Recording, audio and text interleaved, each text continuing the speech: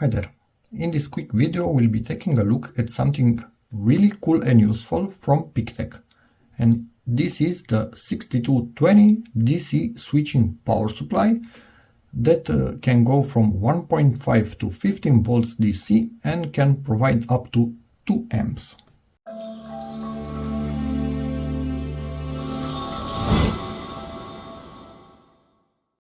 You might be thinking, well, this seems like quite a simple power supply.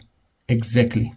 It is a really simple power supply, and I'm thinking at my beginnings, let's say like that, when I was just a teenager, I would have killed for something like this. I was using I don't know, I don't even have one. Simple transformers, I wanted to show you one, but I don't have one at hand. Simple transformers with diode bridges and whatnot, and many times they literally didn't work because who knew exactly about voltage drops and what happens to the voltage when you add a capacitor that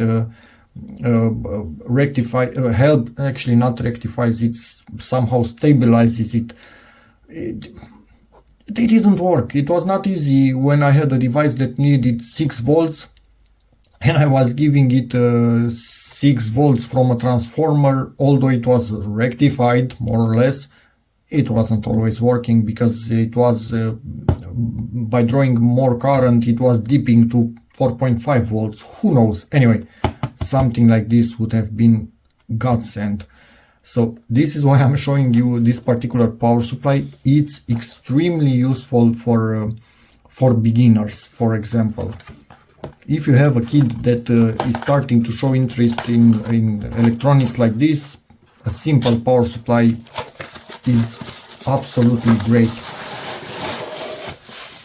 It's also small, so it doesn't occupy a lot of space on your workbench.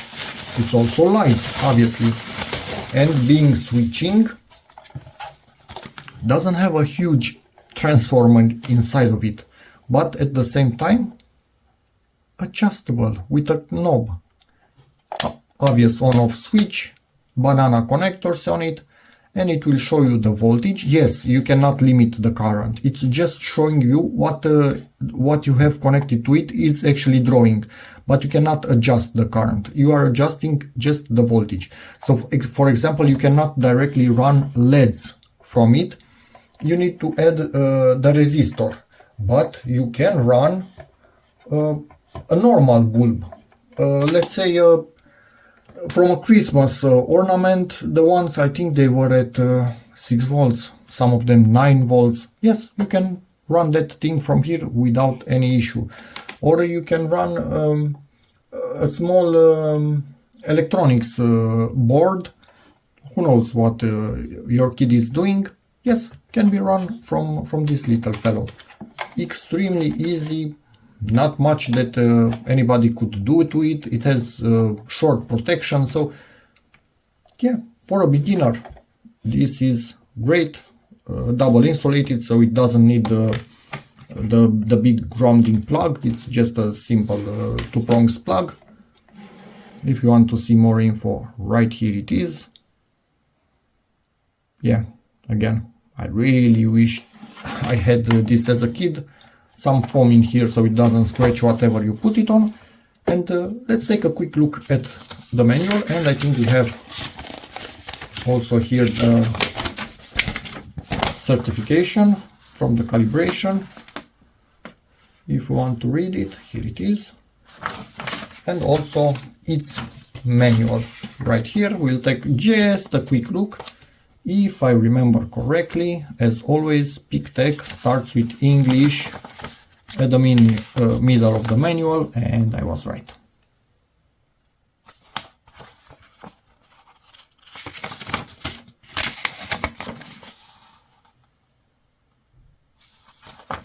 Feel free to pause at any time. A bit more info right here. So the dimension, if you want to see it, it's right here. Stability, okay. Ripple, so 50 millivolts RMS. and the weight of it, really low weight. If you want more info about PeakTech, you can get it right here, and I will put in the description a link to this thingy. But now let's power it on. And let's power it on. Actually, no, because I forgot to turn on my main switch. Look at it. Cute little thingy. Obviously 0 amps because we have no load on it. And max, it overshoot it to 15.3. We will actually measure by curiosity to see how accurate the voltage is. If you are thinking banana plugs, you can literally buy plugs like this and put your own wires and do whatever you want to them. Why isn't my phone focusing? I think I put it on fixed focus by mistake. I did actually hear a weirdness. I needed to power something on, and I have one of these barrel plugs at the end. So you can simply plug this. One is in, second one is in, and power whatever you need. Obviously set the voltage to what you should be setting. Let's see, 6 volts. 6 volts. And you are giving your device directly 6 volts. But anyway, yes, these two are extremely long. So this is not 100% normal. I think they are a bit longer than they should be, but it's the style that I had at the moment. And anyway, and also you can get directly from PeakTech something like this, which gives you a lot of variants. Let me focus on it because it's annoying. And this will be a separate video, and you can do whatever connections you actually need to do, all kind of weirdness and daisy chaining, paralleling and whatnot. I give you here an example of weird connections. So we are starting from the power supply. These two wires are connected here. They are the cables from my big PeakTech lab supply. I will link its video in the description. And here we are using cables from this set and just connected to this. So I can basically give power to any little tiny thingy that I want to, just by poking it. You could go to town and add these extensions from there, blue and yellow. Yeah, you can get red and black if you want to keep the theme, and extend them to something like this. Bigger alligator clips. So yeah, you can go to town with this thing. Just keep in mind what the power supply can do. You have the same voltage for all of this, but then again you can add other circuitry that can change the voltage if you need to. Pretty cool. But now yeah, let's see. So doesn't matter honestly the positive and negative. This bulb will light up. This normally is a 21 watt bulb on the bigger one, but that's blown, so we only have the smaller one, which is 5 watt, so well within what the supply can do, even more within the 10 amps that these cables can withstand. And this bulb, it's a 5 watt one, so again well within what we need. In theory, if we start this, although it's not connected again, make sure nothing is shorting. When you have a rat's nest of wires, even more important. Power it on, and you can already see it starting to glow. And it's showing us what's drawing. So let's say more or less 6 volts. It's about 0.3 amps. So that means it's actually drawing at 6 volts about 2 watts. Let's go to, it's 12 volts. And it's lighting up more and more and more. You can see the current is also increasing because there's a connection between voltage, current and resistance. That's pretty nice to play with. And we are now at, yeah, I think we are exactly at 5 watts, what this should be drawing. But now, let's also, again, make sure you don't short anything, power this fellow. Ta-da-da! So now basically we are at almost 12 watts. Pretty cool, isn't it? I really love to play with stuff like this. And these cables allow you to do all sorts of weird connections and troubleshoot electronics, or just make interesting circuits and play with them.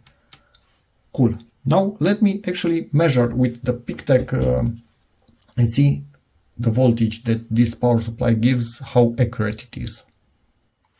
Let's get ready to measure. So 12 volt, 0.4 amp, we should be getting 12 volt right here also. Now that is accurate. 12. Yeah, as you can see, I'm dumb and I put the positive to negative, so that's why we are getting the reverse voltage. But this is accurate. So it's a simple, cheap power supply, but it's not sacrificing accuracy at all. So it says we are getting 12, we are getting 12. Let's, I don't know, get to 9.1. Why not? 9.1. This is what I like to see. Simple, cheap devices, but that can actually do exactly what they are meant to do quite accurately. Nice PeakTech. Good job on this. Like it. And just for the lols, let me see. Will this blow at 15 volts? It shouldn't, because car alternators can go to that voltage. 15.3, it's drawing more, shining brighter, getting hotter, not blowing. Up to what voltage it's still... here we are losing it. Barely visible in there. 2.5 volts. And drawing 0.2 amps. Barely visible. Okay.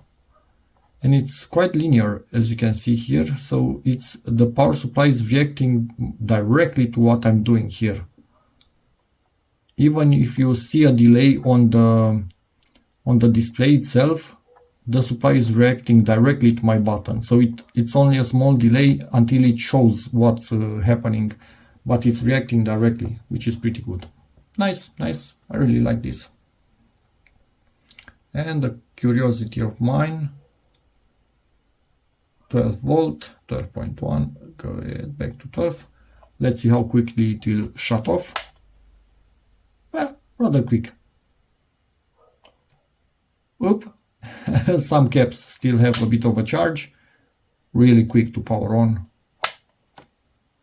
and off, and then the charge in the caps. And that's about it for this video. Thank you very much, PeakTech, for sending the unit in. Again, it's cheap, it's simple, and it's working perfectly, and it's way more accurate than I would have expected, and that's quite nice to have. And if anybody has any questions, feel free to ask in the comments. Of course, this can be taken out, and you can use all sorts of connectors. Do I have one? The eyelets, basically. Let me get back to you in a second.